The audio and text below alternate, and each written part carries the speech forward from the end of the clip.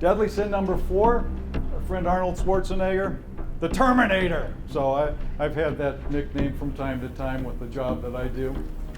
A deadly sin that we want to avoid is going it alone. I alone am the Terminator. An employee termination is not something to do by yourself. And it's not something to let the CEO or business leader do by herself or himself either.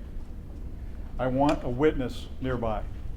And I want to have something, some way where we can measure and have some sanity in a position that could end up with a lot of difficult conversation.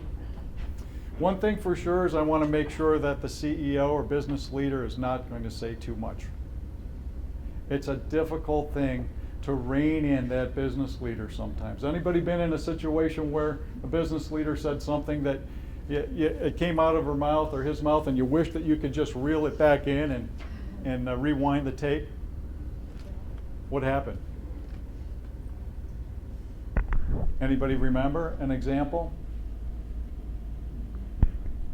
Oh, it's a big company for Cleveland. I'm not going to mention. A little louder, Violetta. It was for a big company in Cleveland. I'm not going to mention the name because it's pretty close to here.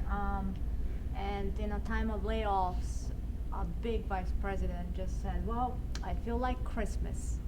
And everybody was like, what are you talking about? Well, that's a time for you guys who's gonna stay and we don't know who's gonna stay and who's gonna go is to prove yourself. So that was kind of very unemotional. Scary, yeah. Let's talk a little bit about what we ought to say and what we shouldn't say in a termination meeting. We'll have some discussion on that. Some things that we want to talk about, some things that we don't. But first we're going to bring back an old friend.